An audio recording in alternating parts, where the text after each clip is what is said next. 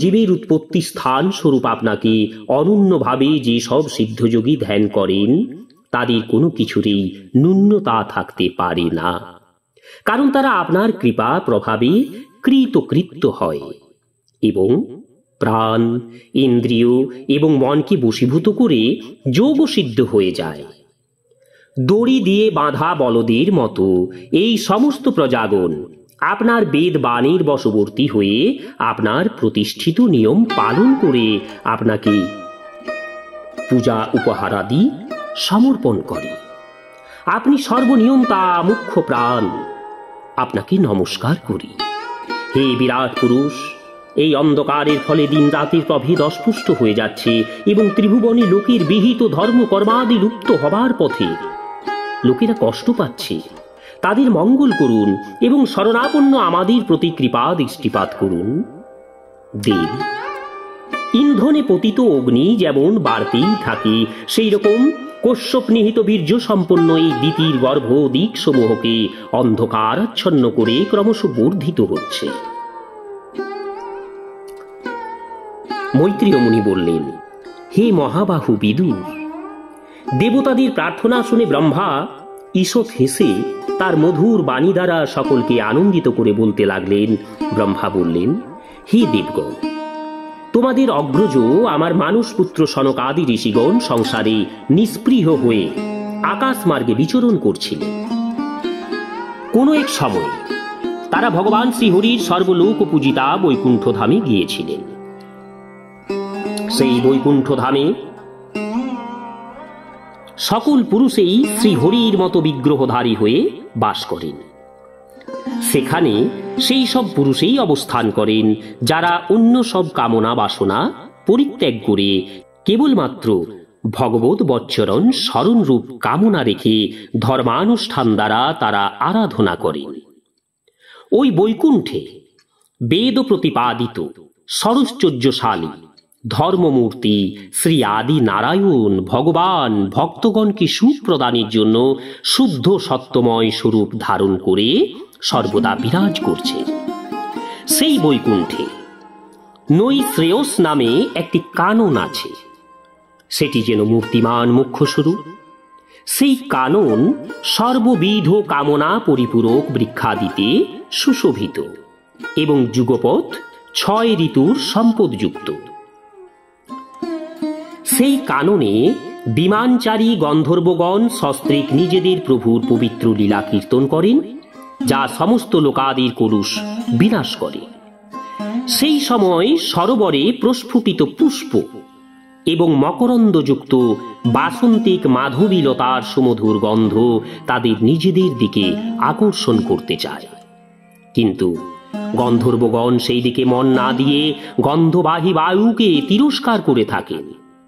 সেই স্থানে যখন ভ্রমররাজ উচ্চৈ স্বরে গুঞ্জন করে, যেন হরি কথা কীর্তন করে, সেই সময় কপোত, কোকিল, সারস, চক্রবাক, পাপিয়া, হাঁস, শ্রুক, তিতির এবং ময়ূরদের কোলাহল ক্ষণকালের জন্য বন্ধ থাকে, কারণ মনে হয় যেন সেই পাখিরাই হরিকথা শ্রবণেচ্ছু হয়ে ভ্রমর রাজের গুঞ্জনকে সম্মান জানিয়ে পরমানন্দে ক্ষণকাল মৌনভাবে অবস্থান করছে।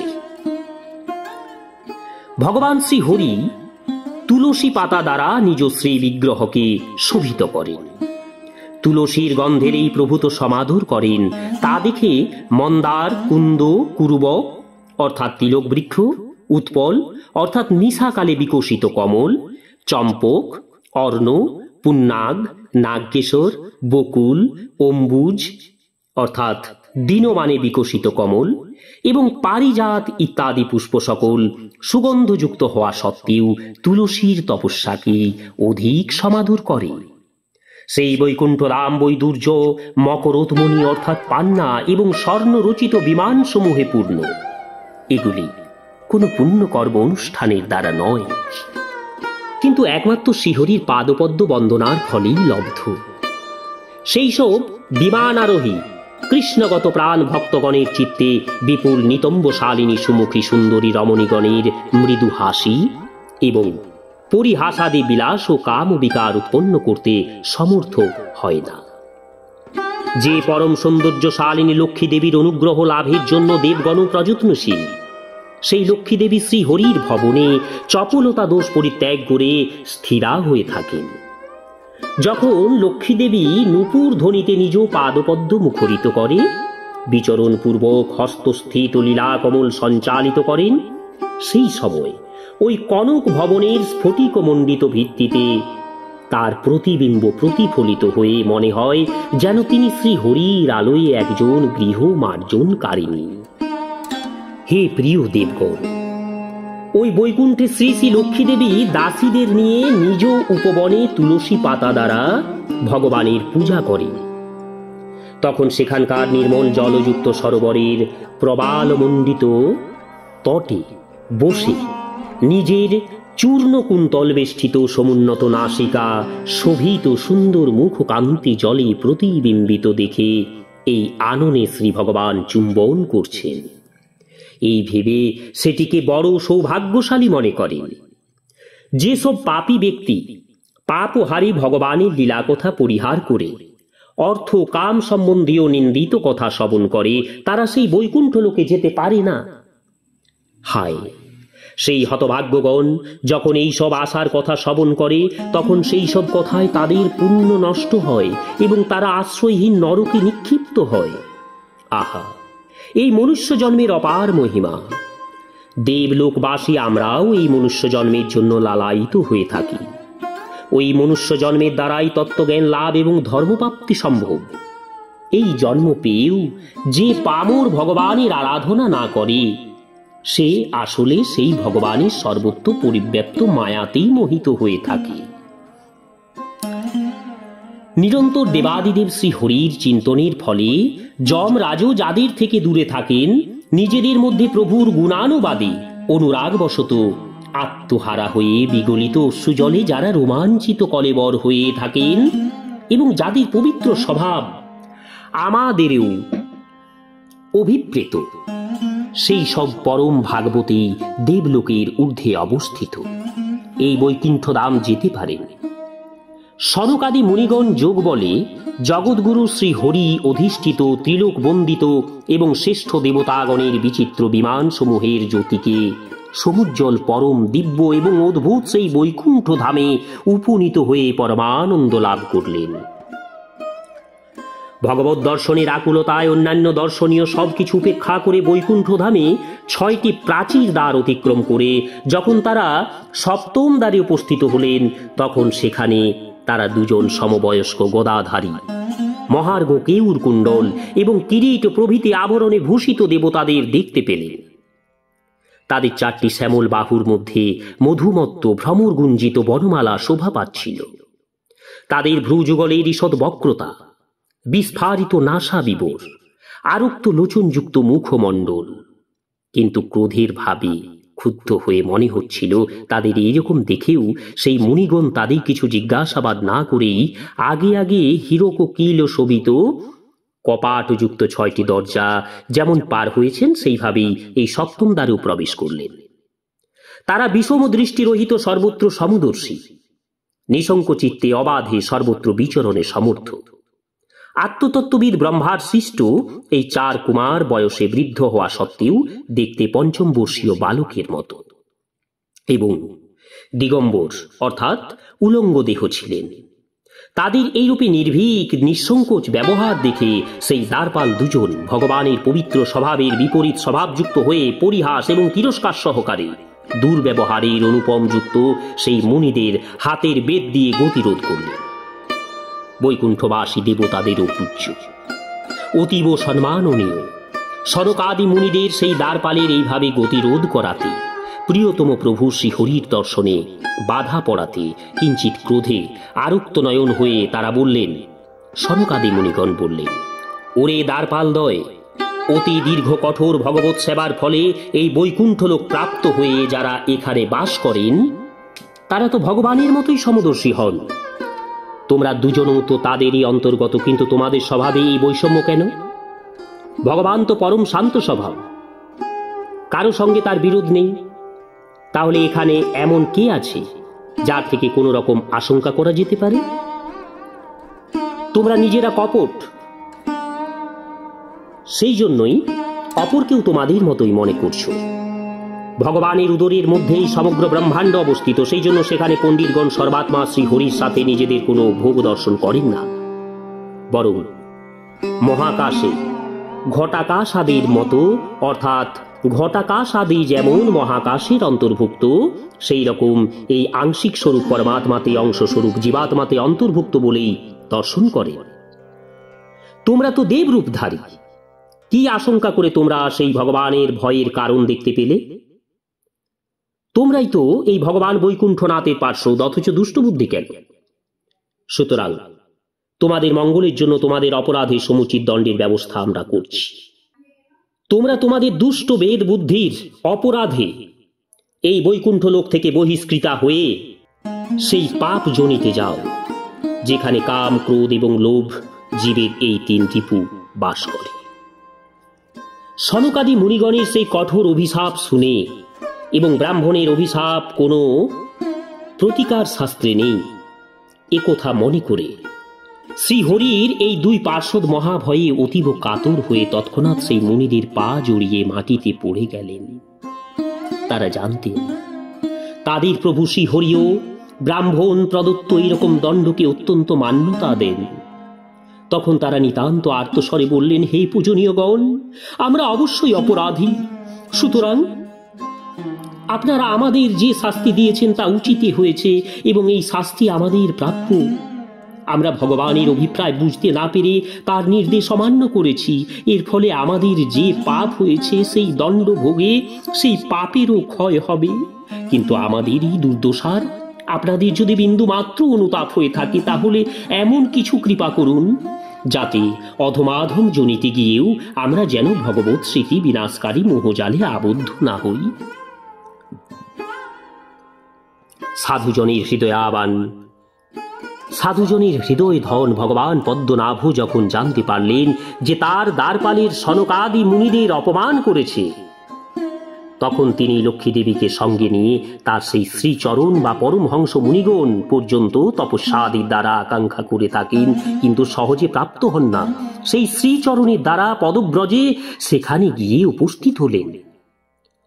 সনকাদি মুনিগণ দেখলেন তাদের ধেয় শ্রী বৈকুণ্ঠনাথ স্বয়ং তাদের নয়ন সম্মুখে উপস্থিত এবং পার্শ্বদগণ ছত্র চামরাদি দিয়ে সামনে পিছনে রয়েছে এবং প্রভুর দুই পার্শ্বে রাজহাঁসের মতো শুভ্র চামর দুটি দিয়ে ব্যজন করছে। সেই চামরের শীতল বাতাসে তার শ্বেত শুভ্র ছত্রের মুক্তার মালা হিন্দুলিত হয়ে এমন অপরূপ শোভা ধারণ করেছিল যে মনে হচ্ছিল চাঁদের কিরণ থেকেই অমৃত বিন্দু খরিত হচ্ছে।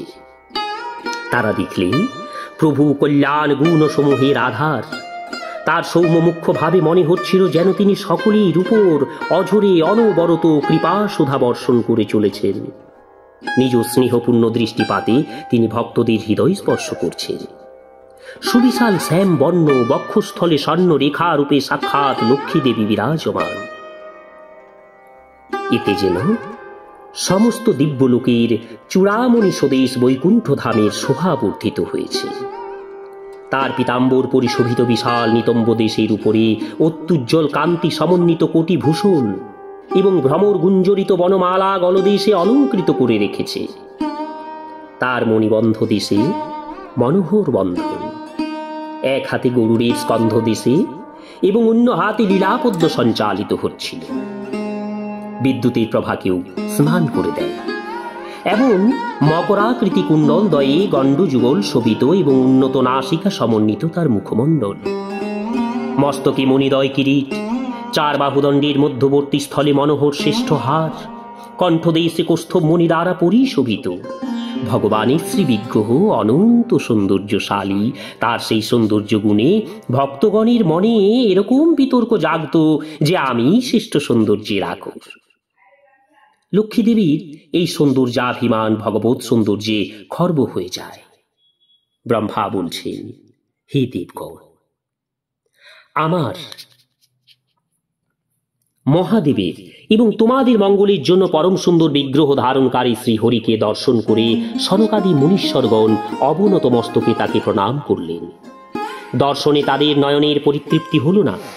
সনকাদি মুনিগণ নিরন্তর ব্রহ্মানন্দে নিমগ্ন থাকতেন, কিন্তু ভগবান কমল নয়নের চরণাবিন্দ মকরন্দযুক্ত তুলসী মঞ্জুরির গন্ধে সুবাসিত বায়ু যখন নাসিকা দ্বারা তাদের অন্তঃকরণে প্রবেশ করেছিল, তখন তাদের মনে অপার আনন্দ উৎপন্ন হলো।